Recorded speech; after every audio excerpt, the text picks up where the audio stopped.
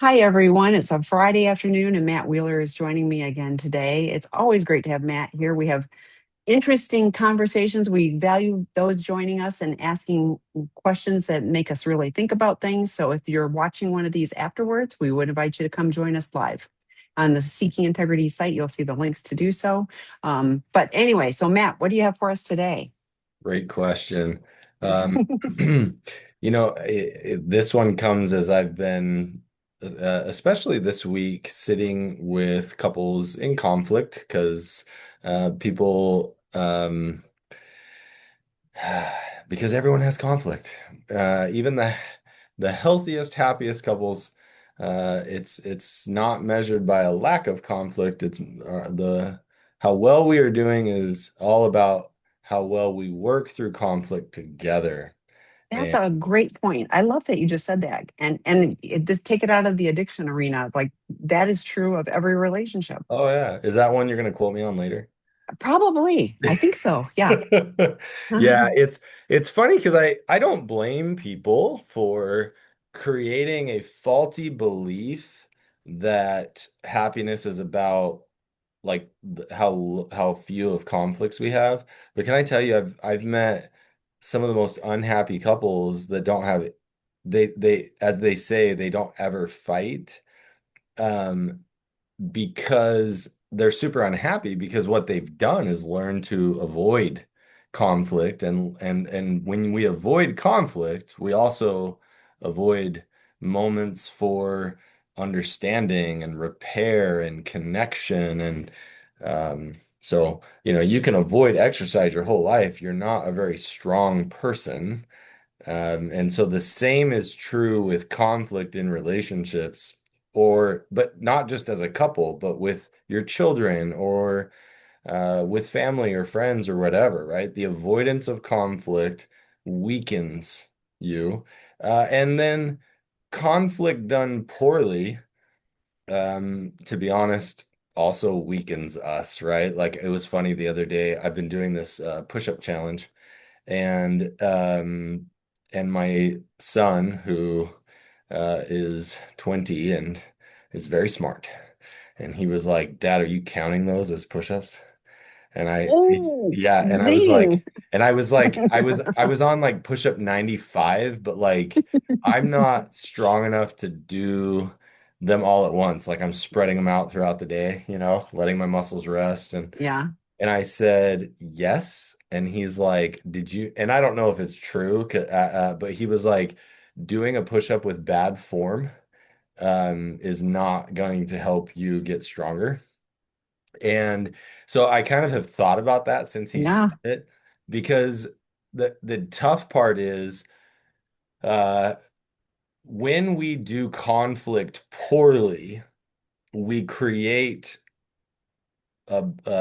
poor habits and patterns. And I will say, as I work with couples, when I'm working with a couple who's been together longer, it takes me that much longer to help them understand and dissect and pull apart that poor mixture that they've created. It's totally doable, but now the tough part is that people are like, well, conflict feels terrible, so we're just going to avoid it. And I'm like, oh, okay. So what you're doing is now just moving to a lack of connection altogether. And so what I wanted to talk about today, it's really interesting because trying to explain this to people, if you're not in the middle of conflict, you might resonate with this, but applying it in the moment is so difficult because one of the best things that we can do is actually stay present and stable in the conflict. It usually isn't what we say. It nothing usually most of what we say isn't going to make it better. That's not entirely true because there are some things we can say that can really help. And I think the things that we say can also help the person realize that we're present. And so I didn't want to like make that absolute, but we get so focused that I have to say the right thing. And I remember when my wife, who is less wordy than me, when she discovered the phrase, I don't even know what to say right now, but I'm just so glad you told me. When my wife discovered that, she was like, really?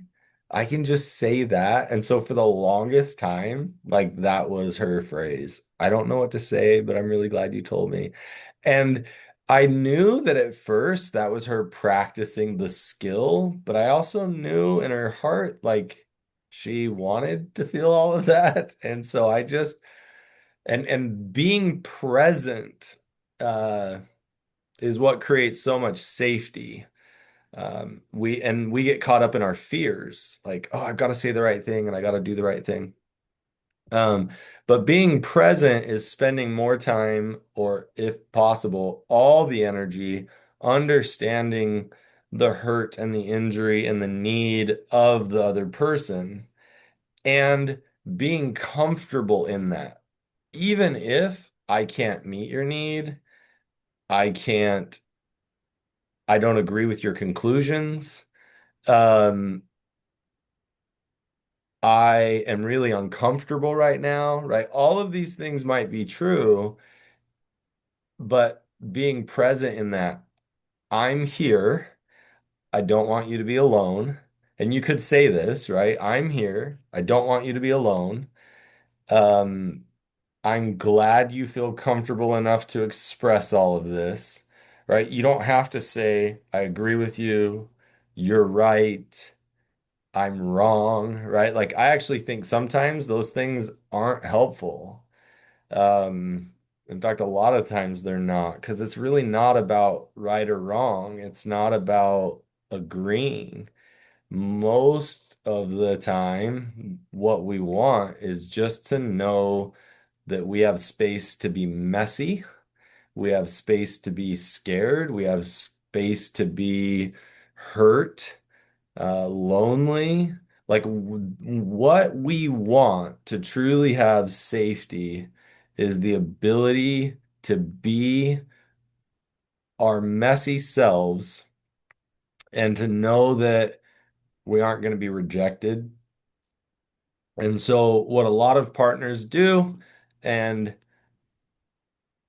I think this goes both ways, whether, perhaps somebody who has been lying with addictive behaviors is more apt to this, but I don't know that it's entirely true. But sometimes what we do to try and create safety is manage the other person's emotions. And we Mhm. try to, and I've seen it so many times.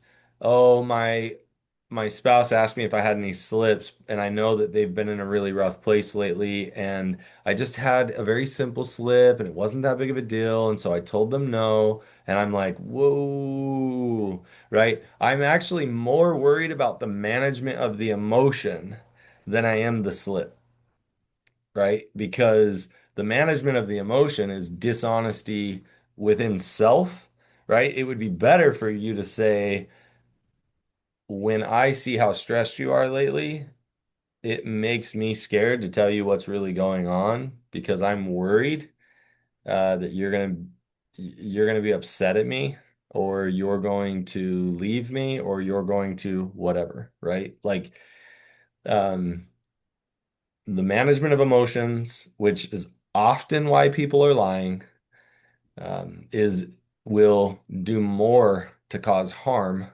than almost anything else in a relationship, right? Dishonesty is what causes harm. And so we have to be honest with ourselves. We need to be honest with our partner and with others. Now, being honest doesn't always mean sharing every detail. And so that's another thing that gets difficult because sometimes a partner can be like, well, if you're going to be honest, I need to know, all these details or whatever. Um, and so that's where things can get messy. But the management of emotions is one of the biggest things I tell people watch out for. And also being aware of your injuries, when they come up, how they come up, and practicing self-regulation, often breathing exercises, meditation. I'll tell people when you're in conflict, sometimes it really helps to move around the room, right? Like even walk, pace, go for a walk together, or walk the dog when you're in conflict, right? Go get some movement that can help to regulate. And so the one of the best things we can do is self-regulation. And all of this of us learning how to be present and not letting our stuff take over is creates so much safety in a relationship. And when we have that safety, oftentimes conflict resolves itself just by us being present. So that was my random teaching piece. No, I really like that. And I was laughing at sort of at the management. I was like, Yeah. I'm doing this for you because I Yeah. don't want you. Like I'm going like, no, that's such, that's total. Like that's the excuse I'm telling myself is that I'm doing this because you're really vulnerable right now, and I don't want to upset you and make you, But I'm really doing it for me because I don't want to have to, fess up that I have not acted in a way that would had integrity. So so even I love that you're calling it managing. I think it's good if I'm looking to manage somebody else's emotions, and I hear it the other direction too. And we want questions, please, please, please type questions in the Q&A about this or anything else, but I hear it from partners too. Well, I don't want him to act out, and so like Oh, I totally. need to manage, like I need to Yeah. create the environment that he's going to be safe. Nope. Yeah. It's really interesting because I hear people, like that same phrase. Well, I'm doing it for you. What's interesting is, in some sense, most likely those of us who have learned to manage emotions, and I'm not gonna lie, I'm a recovering emotion manager, which has, to be honest, has made uh, it made learning how to be a clinician really difficult, right? Because if I'm going to try and manage clients' emotions, what a disaster, right? And so part of what I had to learn to do when I became a clinician is I'm okay if you leave and you're still mad at each other. I'm okay if you leave and you're mad at me. Like, my hope is you'll come back and we can work through it together, but I can't manage that. If I'm worried about how somebody else feels, I might miss the opportunity to help them heal. And so, those of us who learned, though, that management of emotion is survival, right? The little Matt learned I have to manage other people's emotions. That's the only way I can keep people close. And that's the only way I can be safe, right? And so, if somebody were to go tell little Matt, like, hey, don't manage emotions, little Matt would have been like, you're crazy. Management of emotions is survival. And to be honest, it was. So the issue becomes, how do you learn to show up and be present and maybe even comfort people? Now, keep in mind, little Matt, right? The younger version of us, well, that burden shouldn't have been put on us to begin with, right? Like, as a child, we are meant to be to learn co-regulation with loving parents and attachment figures while also learning co-regulation with peers, if that makes sense. Like, you learn to interact with your peers and on the playground, and you learn not to throw tantrums, and you learn to share your toys, right? What we shouldn't ever have to do as children is learn how to manage the adults that are out of control in our lives, or those that are much older than us who ultimately we're managing them because they're abusers. Now, so many people who struggle with addictive behaviors learned as a coping skill how to manage everyone else's emotions, including people they should have never had to manage. So when they say, I'm doing this for you, there is a lot of truth in that. However, it isn't healthy at that age and stage. It wasn't healthy when you were a kid. And so I want to give a lot of grace there, that it's not just you're being a filthy liar, right? It's like, sure, you probably are lying. Like, when you really sit into that space, it's probably self-deception at a minimum, right? But at the same time, we have to take time and go, this was a really useful skill for us for a long time.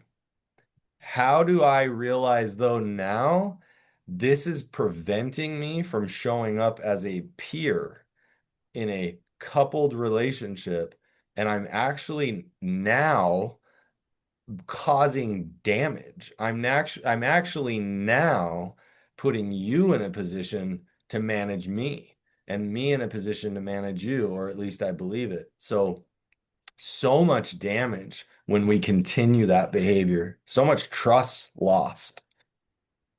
Yeah, well, and I'm thinking, the partner, and I know they're coming from a place of fear, like, because if I don't manage things for you, you're going to act out, and that will be really bad for everyone, including me. And so, so it's and, it feels like manage or control, however we want to call it. But, like I'm trying to control, if I just get everything all in the right, place.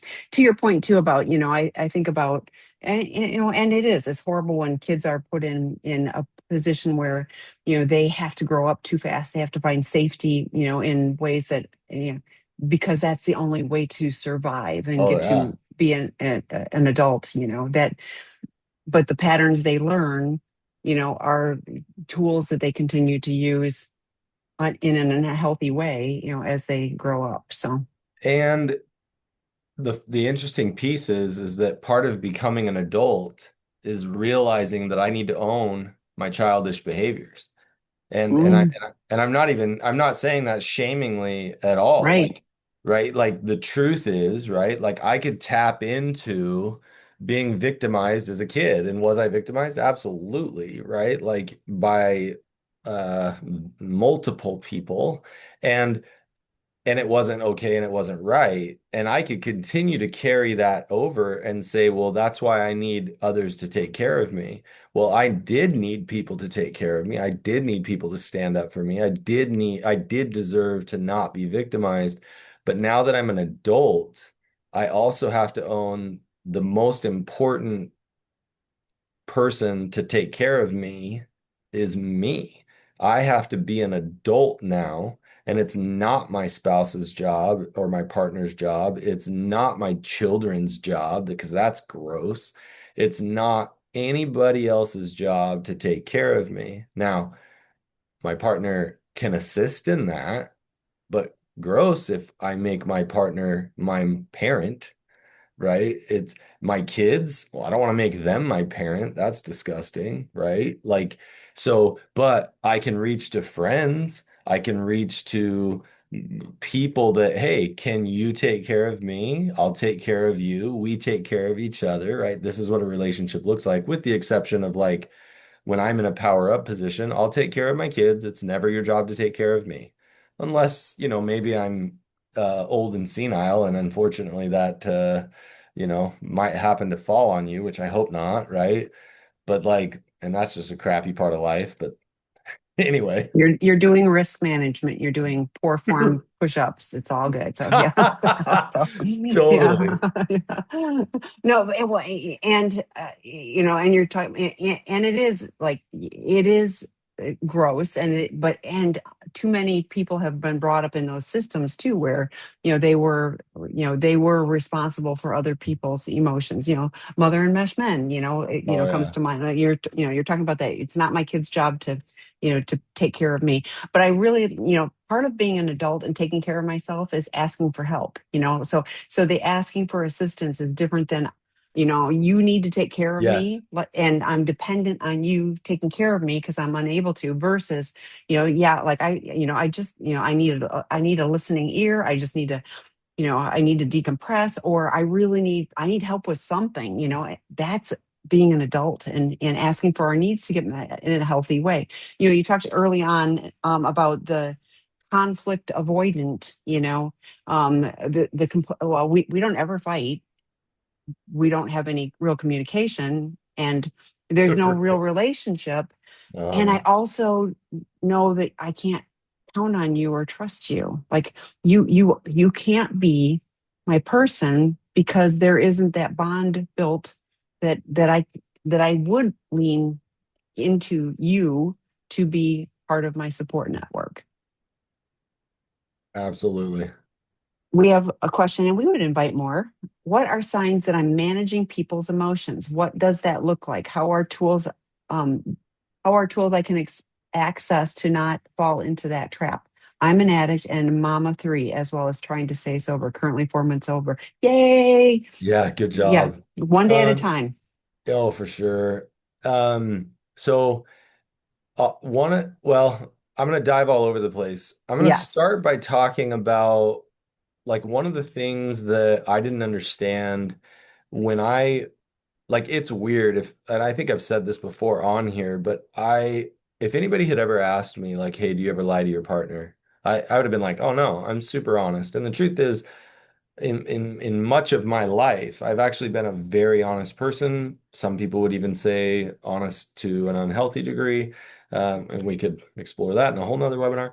But like the one of the things that I found that was the most difficult was gaining the awareness of how much I managed other people's emotions. And so one of the things that I had to become aware of was the the physical feelings that would come up in my body. And so the easiest way to describe it would be fear, fear, worry, concern.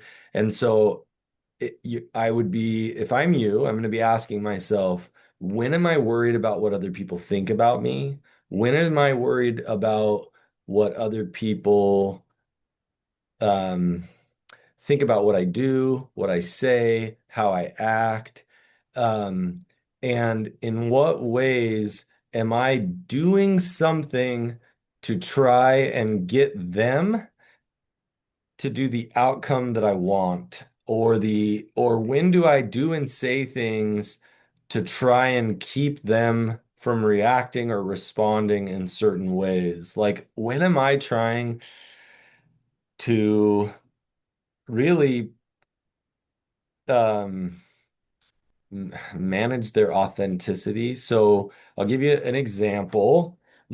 I remember just clear as day the day my wife called me, and I was working in a different career at the time, and she called me and was like, "Hey, have you left work yet?" And I was like, "Oh shoot." Like instantly in that moment, I realized I told her I was going to leave at 5 and it's 5:15, and I was like, "Yeah, let me call you right back." And I hung up the phone and I grabbed all my things and I raced home. And I was speeding home and I called her and she's like, "Had you left?" And I was like, "Oh yeah, no, I'd left." And I was like, "Ugh," like I totally lied to her. But I don't know that I would have thought like if you had asked me in the moment, I wouldn't have said I lied to her. Like it's in that moment, it's like, no, I'm protecting her. Like I don't want her to think that she's not important to me. I don't want her to think that she doesn't matter because I love her and I care about her and she's the most important thing in the world, right? So like it's why like that self-deception happens because all of that is actually true. But what I didn't understand and what most of us don't understand is that's the management of emotions that actually creates a lack of trust because she's like, if you think about it, it's gaslighting, right?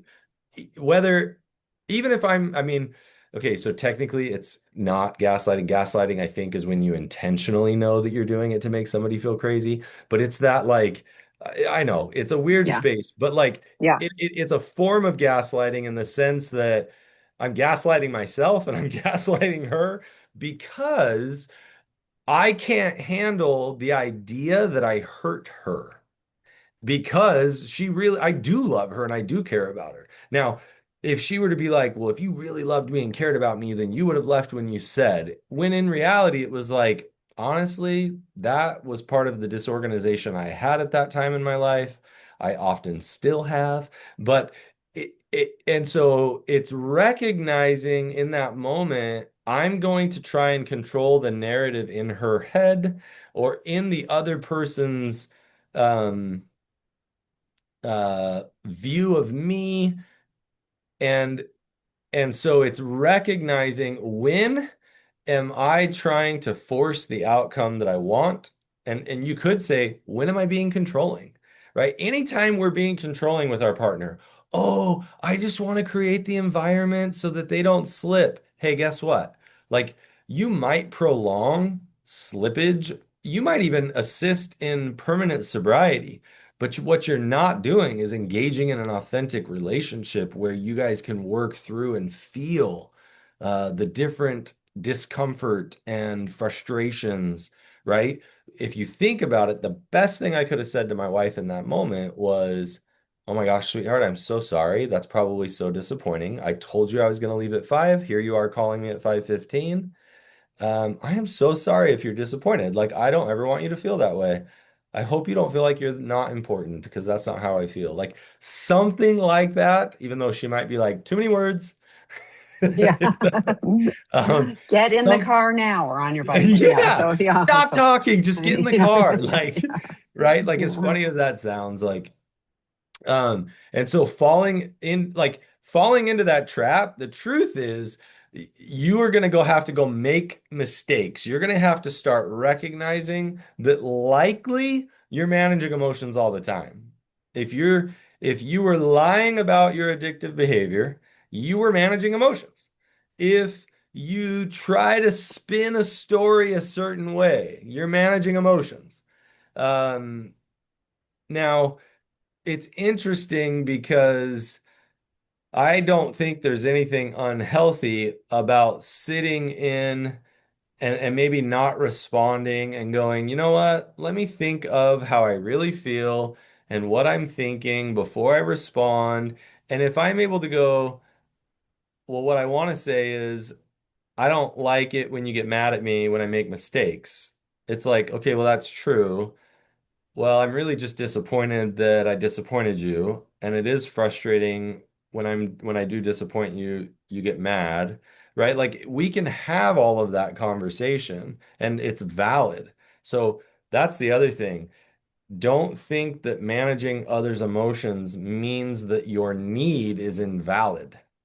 So start paying attention to the needs that are coming up and anything tricky, manipulative, deceptive that you're doing, you're trying to gain awareness into that. One of the most important things you can do, call it out. Oh my gosh, I'm trying to manage your emotions right now. Or okay, I'm not going to say anything because I don't want to manage your emotions. Give me a few minutes to think about this, right? Start calling out the behavior the moment you notice it. So if you don't notice it until the next day, say it out loud, call it out, and then maybe even reach out to the person. Hey, I need to check this in. I totally managed your emotions. This will, I know that this isn't helpful at building a relationship, but, I wanted to check it in, right? Like, so those would be off the top of my head some different tools that I can think of. And be patient with yourself. You're gonna fall into the trap. Like it takes time. I'm pretty good at it, and I can still feel that energy come up. I can still feel times where I'm like, oh, I was doing some emotional management. Um, so be patient with yourself, just like your 4 months of sobriety. This is another thing you're going to be chipping away at, figuring out as you go. Yeah. And I wrote down if you're feeling like this is really uncomfortable and I need to do something, like that's my first key is like I'm gonna do something that's gonna like, oh, Matt's really looking, upset with things. I need to calm him down, and maybe I just need to sit there and listen and hear what's going on. He just needs a vent. Okay. But I do much better now, but like I was uncomfortable with my own emotions. Oh, Like I didn't totally. have a clue about any of that stuff.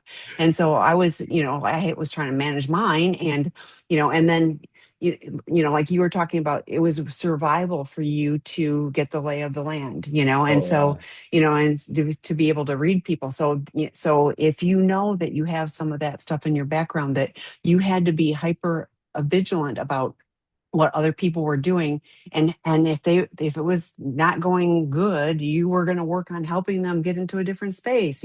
Some people are the comedians, I mean, whatever it is, the comforter. Hmm. There's lots of different roles that can be played with that. So and Matt said you won't do it right. Welcome to humanity, and the and recovery. So but guess what, you're 4 months in. Keep working the steps, these steps 4 through 9. There's ways to make amends, but even now you can start steps 10, 11, and 12. And 10 is I'm taking an inventory. And so like Matt said, if you go, hey, yesterday when I said that, I realized now I was trying to manage someone else's emotions. So you can go do cleanup there, now. I do want you to talk a little bit because you're a dad of kids. And so, Oh, like, so let's talk about, like, as a parent, how do you navigate the space? Because you do want to, like, comfort your kids and you want to help them. How do you navigate the space and not have it be, I'm going to fix you, and the message be your emotions are not okay? yeah. Well, I love that question. It's so obviously I'm not going to be able to get all the complexities of it, but Right. if I was thinking about it, comforting someone isn't managing. Um, necessarily, right? Like in my off the top of my head, I'm trying to think like providing comfort to a child um isn't managing them. But like let's say like I don't remember the exact circumstance, but my wife would tell me like she told me a story about like a family member that every time their kid was upset, they just pull out a piece of candy and hand them a piece of candy, right? Like and like that would be managing their emotions, right? And then imagine what's developed in the child's brain around like using food to comfort or whatever, right? And um, so I guess in that regard, I'm comforting them, but not in a healthy way. So I guess comforting can be emotional management. So now I'm trying to like process Yeah. what it like if I give a different example, my kid, I'm trying to teach them how to ride a bike. They fall and skin there. I hate this and I'm able to say, yep, sometimes learning new things is really hard. I am so sorry you got hurt. We can stop today, but I don't want you to stop learning how to ride a bike, right? And so um which choice would you like to make, right? Like it's like it is hard. I hate it when I skin my knee. I don't like it when I have to do scary things too.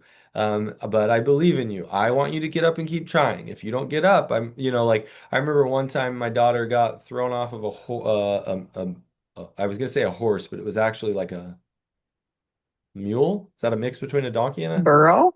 burro? We've got lots of Whatever. burrows around here. Yeah, So yeah, it was I could think be it a was meal. anyway, and she got thrown off and like I don't know, I don't even know how this happened, but I have this picture holding her when she's in Mhm. tears and I very much like comforted her and then I'm like, "Hey kid, I want you to get back on there." "Well, I don't want Mhm. to." "Look, I know you don't want to, but honestly, I don't want you to learn to be afraid of things."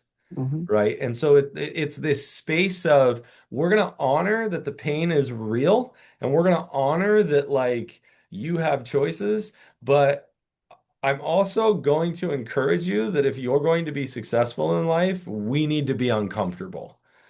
We need to face our fears. Now, obviously, within reason, if she had a head injury as a result, and I'm not going to get her back up on there right in that moment, right? Like, there's all sorts of different Right. things, but like, it's learning how to comfort without appeasement. It's learning how to comfort without rescuing. I'm here. You're not alone. This is hard. I'm going to let you be mad at me. And you may not understand this now, but I believe this is the wisest choice in order to protect you. You know, things like that. I We are going to be in the discomfort. It's okay that you're mad. It's okay that you're uncomfortable. It may not be okay that you're yelling at me or treating me a certain way, but it's learning to be in that discomfort while also while also providing comfort and care and kindness. And so that would be like quick answer because that is such a good question, but it's don't rescue, don't appease, don't I mean, there have been a time where it's like, okay, I'm going to rush in and help you do this project because it's due tomorrow. But we're going to talk about how the next time this happens, I'm not going to do it and I'm going to let you fail. So I want to teach you that I'll be here for you, but I'm not going to teach you that you can continue to do this. Like, you need to let me know the next time this happens. So it's this mix of there's times where I'm going to come in here and help you. But what's the most important lesson? If the most important lesson is knowing that I will be here for you when you screw up and I'll help you get out of a pinch, but I'm not going to do that every time. And so next time you're going to have to suffer maybe, right? Like you're going to have to get a bad grade. So there's this interesting mix as a parent trying to figure out when am I providing comfort and safety and support, and when am I teaching you an unhealthy lesson? That's not always. Sometimes, which unhealthy lesson am I teaching you, and which one's least damaging? Because being a parent is so messy. It is, but what I hear you're sharing is how to do life. And for those of us that have struggled with addiction, that's what we didn't learn, And so those skills, of like you aren't going to do it perfectly, so we're not looking for perfection.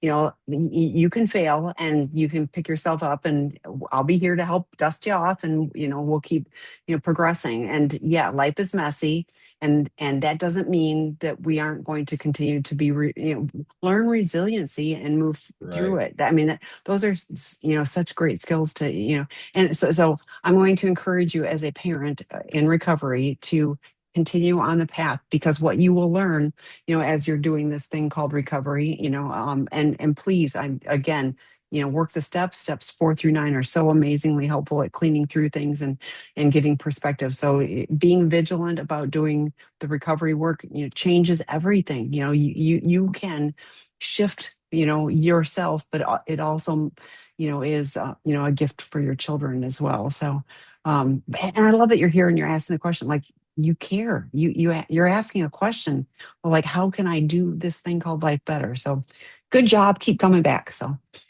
Okay. Can you speak about guilt tripping? Oh, that's a good one. And projecting guilt onto the other. I feel a need to angrily retaliate and defend myself, or should I just sit with the discomfort and let another person's voice their disapproval of my boundaries? Now, this is different, Yeah.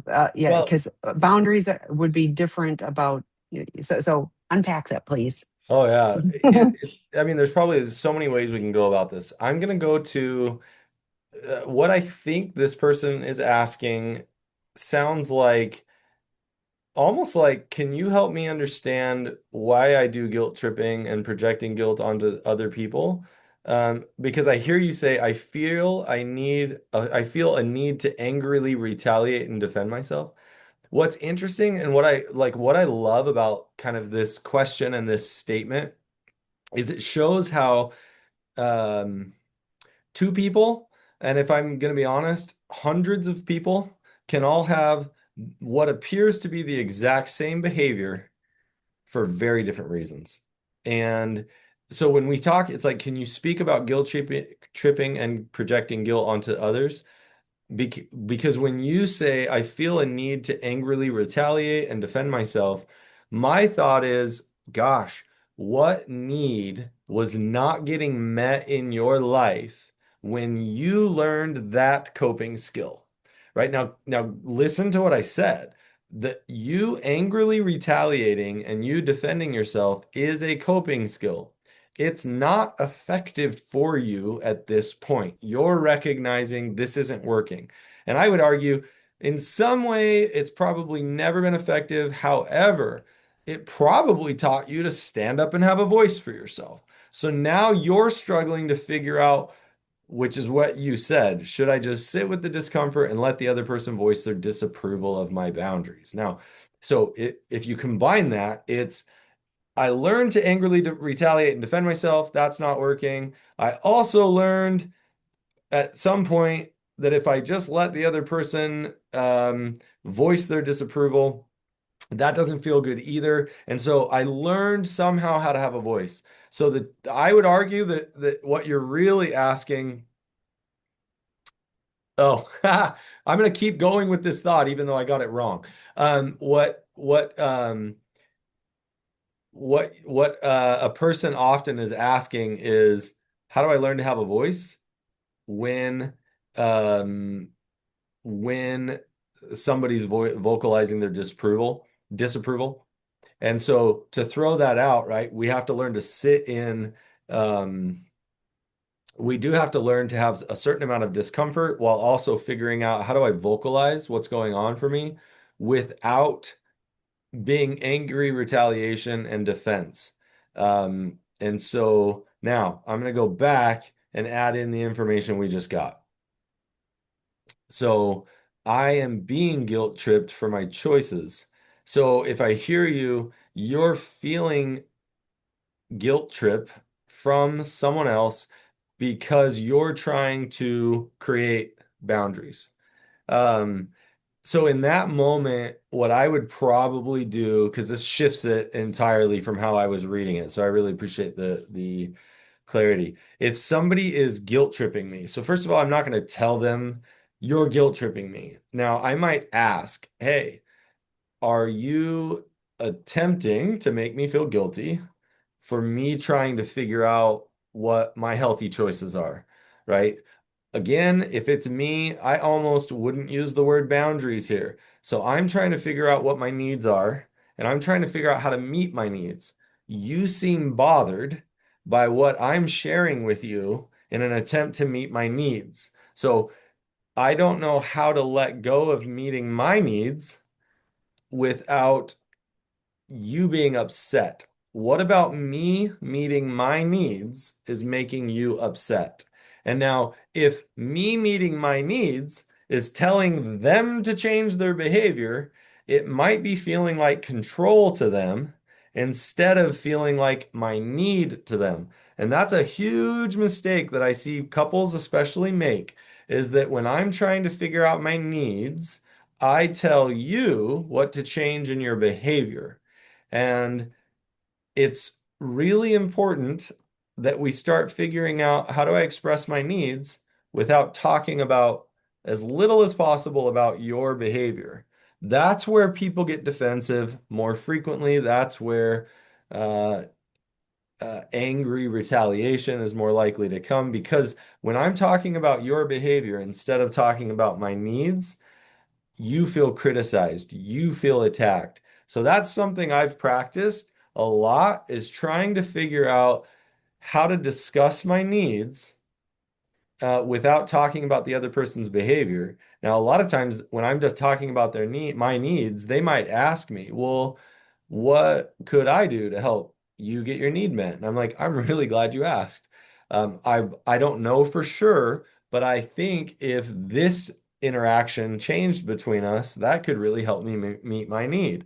Well, now it's not about me criticizing or attacking you. It's us having a conversation about me getting my needs met. And so I might go to this person and say, hey, I'm trying to express my needs. I'm hoping you'll help me in getting them met. Do you feel controlled? Do you feel manipulated? Or are you just bothered that my needs create an inconvenience for you? Because if my needs are creating an inconvenience for you, that makes me sad. However, I may have to get my needs met regardless of the amount of inconvenience you're experiencing. And I sure hope that we can find some place where we both can get our needs met together.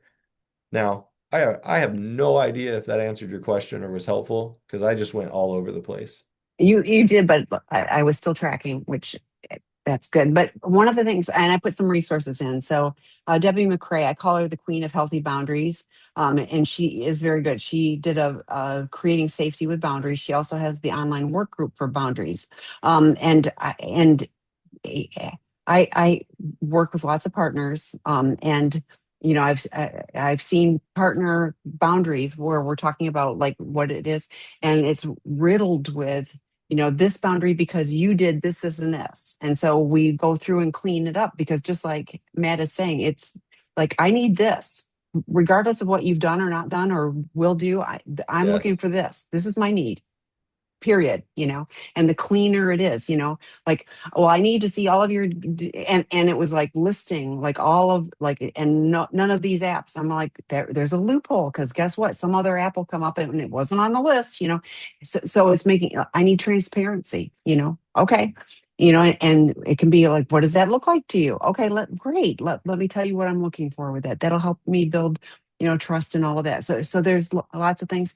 I did put two. Dr. Eddie did one on reducing defensiveness. What I hear is just what Matt was talking about. You know, I don't want you to have boundaries. I don't want you to have like because I've been doing all of these things, and it was like it's a whole lot easier if you are like not paying attention to any of this stuff, and I can just do what I want to do. I mean, that's our addict brain thing. So if we're Right. really working on recovery, we want to show up differently. So we'll get over ourselves with that. And So and I as hear I somebody being defensive. So yeah. as you've said, and as you've quoted me, the healthiest relationship have the most boundaries. And again, if we were to change that, the healthiest relationship has the most transparency about each other's needs. And one of the things that has been interesting for me to discover is that a lot of the times partners might often feel like, I've been so injured that you don't have a right to have needs. And people who have been struggling with addictive behaviors might often feel, I've injured you so much, I don't have a right to have needs. And the truth is, if we both can't figure out how to help each other have need fulfillment, we won't have the healthiest relationship. Both people have just as many needs, even if one partner's needs for repair might be higher, if that makes sense. And any idea that there's this imbalance of needs because the amount of injury is not a healthy idea, because both of us have the right and the actual experience where we both have just as many needs as each other. And I share often. Dr. Rob and Dr. Stan Tatkin did a podcast in January of 2019. It's old, but it's a goodie. And it's called We Do. And Dr. Stan talks about in a healthy relationship, both of us are working towards what's good for the relationship. And so we're like, we understand, you have this need and I have this need, and we're going to navigate that to the best of our ability and not perfectly. But the more we are working towards having a healthy relationship, we are individually healthier, happier. Like all the good stuff comes to us individually. In an unhealthy relationship, the converse is true. Like we are less physically healthy, emotionally. I mean, we are all of the not good things happen. So then we're better off not being in a relationship. So to me, when I hear the resistance of this feels like somebody who, is trying to hang on to, to something. Now, the flip side of that too is also if it feels like control, or it's laid out as control, or punishment, then a betraying partner will likely feel resentment and have no agency, rather than I absolutely, I can understand how much pain I have caused my partner. I want to do this thing called life better. I want to work on the relationship. So I'm paying attention. Mm. I'm going to do this to the best of my ability. What support, like we were talking about a little while ago, what support do I need in order to be able to show up differently? I need to go to more 12-step meetings. I need to talk to my therapist about this. Maybe it's time to schedule a couples therapy. Whatever it is, I'm looking for solutions rather than pouting about like, you know, guilt trip, guilt trip, guilt trip. Like I often say, what is the goal? If the goal is I want to hang on to this and I want to be mad at you, gosh, you're doing a great job of that. But that doesn't mean partner that you have to buy into that. Debbie McCrae is like, she's the queen of a 4-part talking boundary. She can just roll it off her tongue. Like I have to think about the parts. And the story I'm telling myself is that you're unwilling to listen to my needs and that you are choosing to stay in your in your anger. I'm reading your face, it looks angry, therefore I'm going to go over here and take care of me. And and then I'm not dysregulated. I'm going like, this is not safe. I'm going over here, I can take care of me. So okay, the next one, I've lied more times than I can count to my now ex-partner. I wanted to remain friends with them, but they rightfully don't want to be friends with a liar. And recently it's all come crashing down. I'm finally ready to fully tell the truth about everything, which I've been doing, but they can see it as the same lip service as ever before. How can I come back from basically being a pathological liar and beyond, hopefully winning them back, live a better life? I hit my breaking point and I'm not leaving one foot in the door of my old life anymore, but she, the ex partner I betrayed, just doesn't believe it.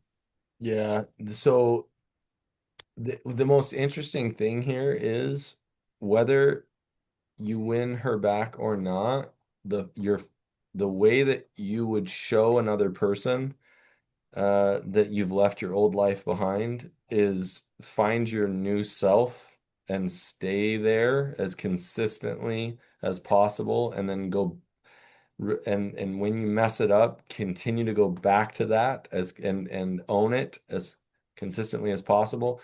The other thing that you likely could do is when she sees it as lip service, you reinforce. And I don't expect you to believe me. I could see why this might just sound like lip service, and hopefully over time that changes, right? Like it's like validate them, validate them from the place of being real and saying, I don't blame you. I wouldn't blame you if you never trusted me again. I hope you do, but I am gonna just keep doing the best I can to be the best person I can be, and hopefully that shows. I would, it's weird because if you want to win them back, don't try to win them back. Like, just become the best person you can be, and perhaps even surrender the goal of winning them back. Like, I'm going to become the best person I can be. If the stars align and I can be able to win them back, that would be amazing. And at the same time, if I've lost that opportunity, I understand that as well. Any part of you that is trying to get the outcome of winning her back would most likely get in the way of actually becoming who you need to become, because that's where the management of emotions or whatever might come in.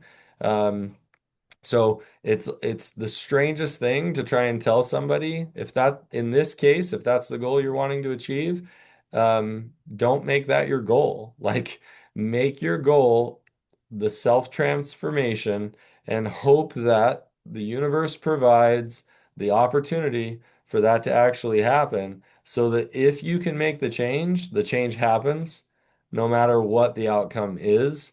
And that's, I mean, that I hope makes sense. Um, and I think that answers all of your question, because I don't think you're asking anything about like, I would, if I'm you, I'm probably going to spend a lot of time in therapy trying to understand, why did I develop the skill set of lying? Why did I develop such an instantaneous response to it? And then how do I learn to undo it? And one of the things, and I'm not going to claim to be an expert here, but when I have people who are lying, I tell them, don't focus on not lying.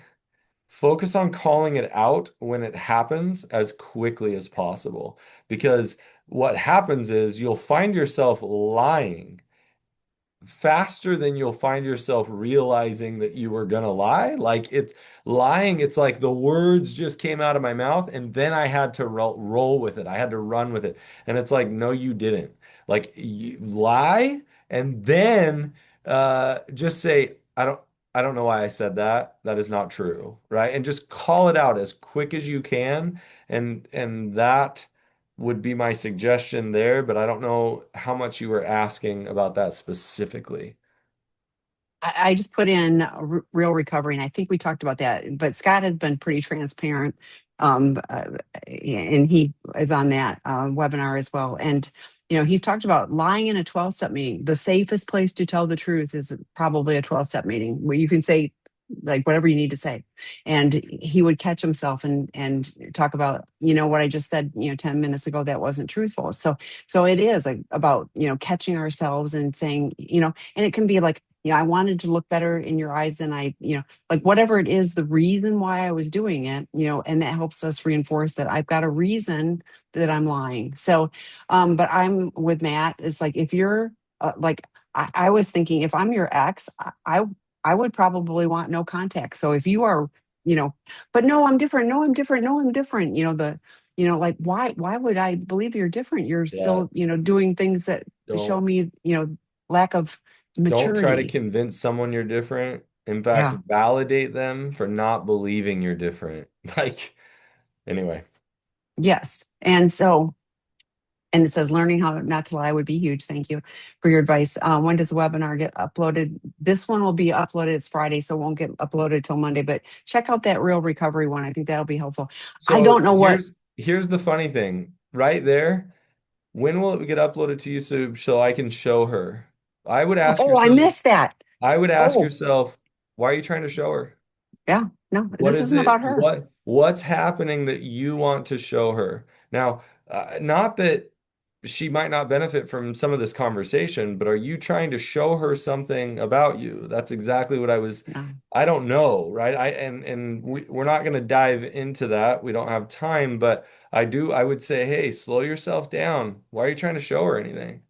Like again, it's you might need to surrender that you can't change that. But I don't know exactly what your intention was there, but I just thought, hey, take a look at that I'm because glad you noticed that. I'm not Yeah. sure what that means, right? Real recovery is 2 to 5 years. If you're 2 years down the pike and you've worked all the steps, you've got a sponsor, you have Yeah. really made significant I progress on the not lying. That would be I great. love that you said I couldn't tell you why. I just think she'd benefit from seeing this. But and th sure enough, like it may be the right thing, but you might want to sit with it just because really interesting, right?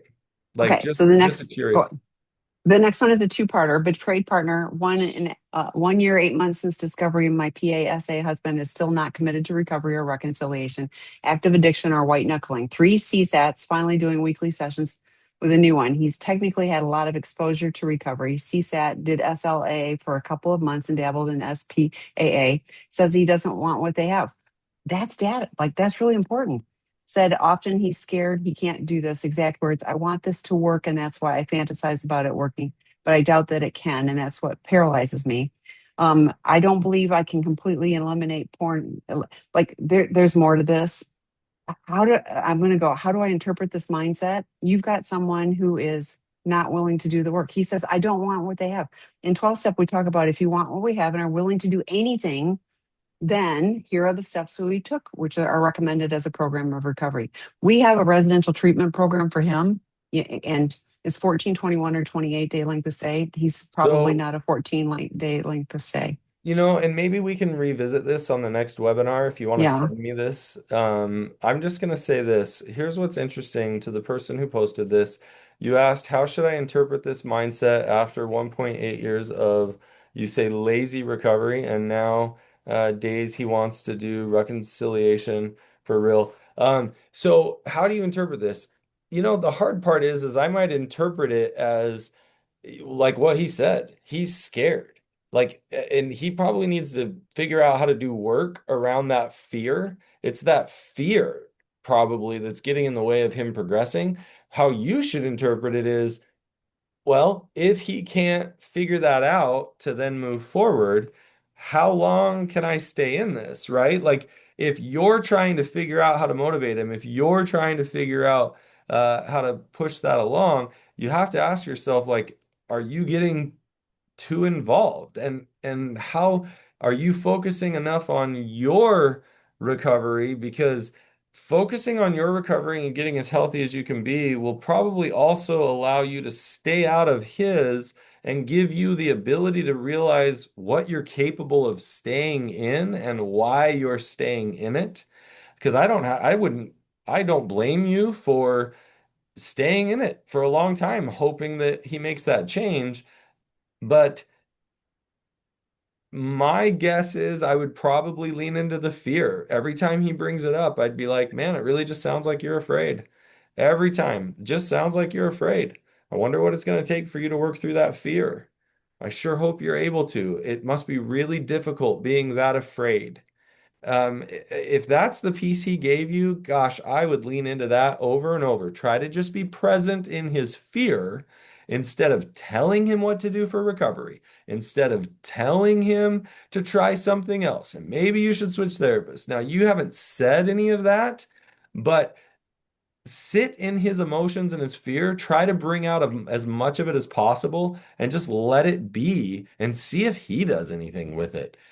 Most likely, those are going to be where the barriers are, but it's like this awkward, uncomfortable place of just watching somebody be afraid. He may never change that. He may totally change it if somebody's willing to stay with him in that long enough. So, If he's willing to stay, he's bound. He's. I see this a lot. Bounce, bounce, bounce through CSATs, and it's always the CSAT. And it's I don't want what SLA has. I don't want that. right. You know, the program takes courage. Like this, Yeah. we have to be willing to choose to do something different. We are not comfortable doing that. And I did a webinar on loss aversion, and people will choose the short term comfort over the long term, like huge exponentially better gains.